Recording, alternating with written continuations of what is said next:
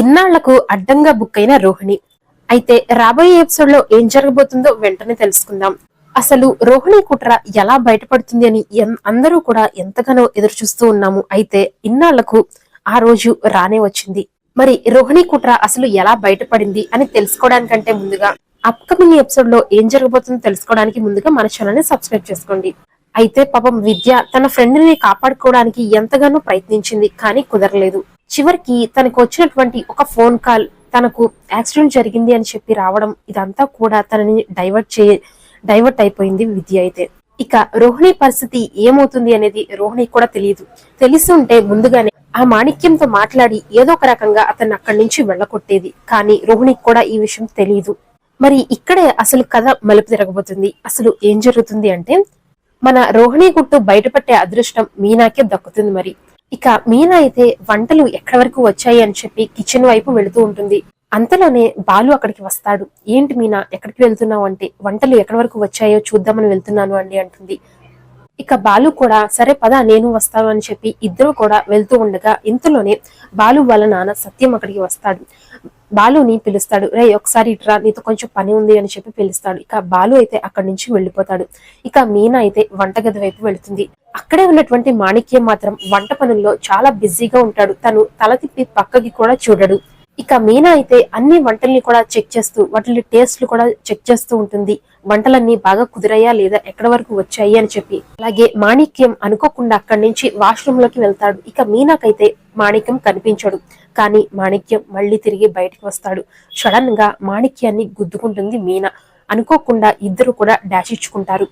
ఇక మీనా అయితే ఒక్కసారిగా షాక్ అయిపోతుంది. మీరేంటి ఇక్కడ, మీరేనా, నేను చూస్తున్నది మిమ్మల్నేనా అని చెప్పి ప్రశ్నిస్తూ ఉంటుంది. మాణిక్యం నోట్లో నుంచి ఒక్క మాట కూడా బయటపడదు. ఇదేంటి, ఈ అమ్మాయి ఇక్కడ ఉంది, మా చుట్టాల పెళ్లిలో ఈ అమ్మాయి రావడం ఏంటి, ఈ అమ్మాయి వచ్చిందంటే వీళ్ళకి సంబంధించిన ఫ్యామిలీలో కూడా ఎవరైనా వచ్చారా అని చెప్పి మాణిక్యం బ్రెయిన్ లో అయితే ఒక్కొక్క ప్రశ్నలు మోలుస్తూ ఉంటాయి. చివరికి మాణిక్యం తప్పించుకోవడానికి అక్కడి నుంచి పారిపోదామా అని చూస్తాడు. కానీ మీనా అయితే గట్టిగా పట్టుకుంటుంది. అతన్ని కాలర్ పట్టుకుని, మీరు ఇక్కడ ఏం చేస్తున్నారు, మీరు అసలు మలేషియాలో ఉండరు కదా అని చెప్పి అడిగింది. నాకు మీ మీద మొదటి నుంచి అనుమానం ఉంది. రోహిణి మా దగ్గర ఏదో దాస్తుంది, మీకు ఖచ్చితంగా ఆ విషయం తెలుసు, మీరు మలేషియాలో ఉండరు కదా, నిజం చెప్పండి అని చెప్పి మీనా అయితే మాణిక్యాన్ని అసలు వదలకుండా ప్రశ్నల మీద ప్రశ్నలు వేస్తూనే ఉంటుంది. మాణిక్యానికి ఏం చెప్పాలో తెలియదు.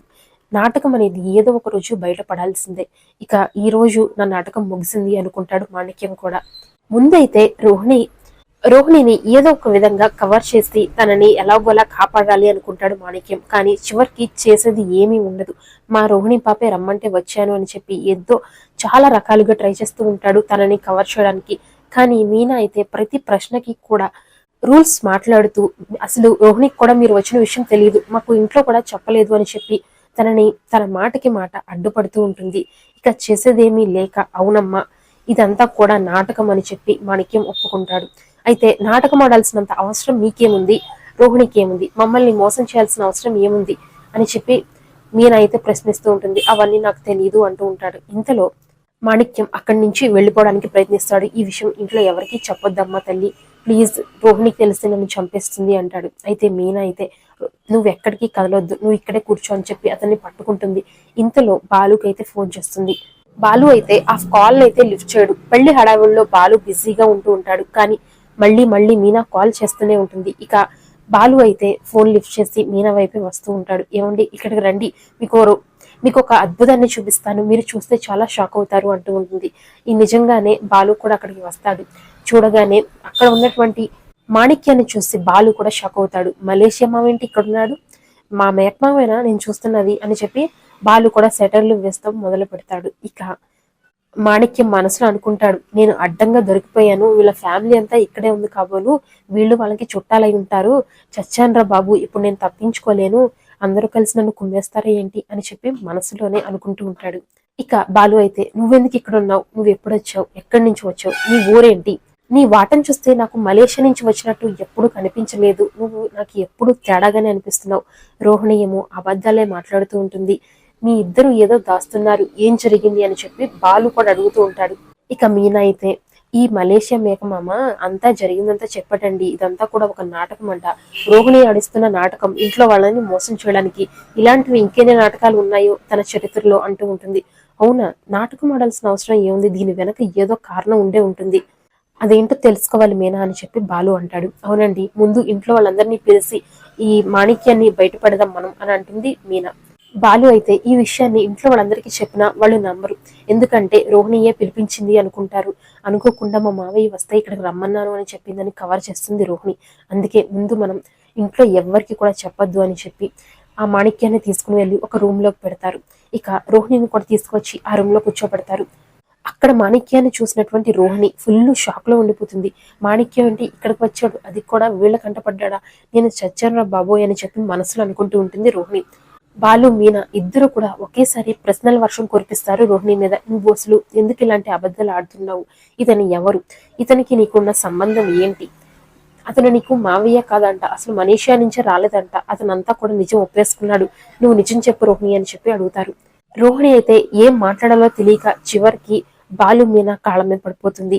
ఈ విషయం ఎవరికి చెప్పొద్దు, అసలు ఏం జరిగిందో నేను మీకు తర్వాత చెబుతాను, ముందైతే ఈ పెళ్లి జరగనివ్వండి, ఇక్కడంతా కూడా గోలగోల చేయొద్దు, పాపం ప్రేమించి పెళ్లి చేసుకుంటున్న వాళ్ళ జీవితాలను నాశనం చేయొద్దు అని చెప్పి అంటూ ఉంటుంది.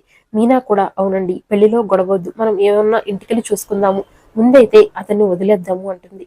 బాలు కూడా ఆలోచించి ఈ విషయం ఇంట్లో చెప్పినా వ్యర్థమే, రోహిణి ఏదో ఒక రకంగా కవర్ చేస్తుంది, ముందు రోహిణి నుంచి నిజం బయట పెట్టాలి, తనంతట తానే ఇంట్లో నిజం ఒప్పుకునేలా చెయ్యాలి అని చెప్పి అనుకుంటూ ఉంటాడు.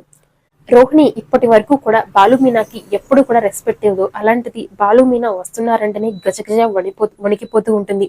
ఇప్పటి నుంచి కూడా ఇంట్లో వాళ్ళ మీద అనుకోని విధంగా, ఇంట్లో ఎవరు కూడా ఊహించని విధంగా వాళ్ళకి రెస్పెక్ట్ ఇవ్వడం మొదలు పెడుతుంది. వాళ్ళు వస్తున్నారంటేనే టెన్షన్ పడుతూ భయపడుతూ ఉంటుంది.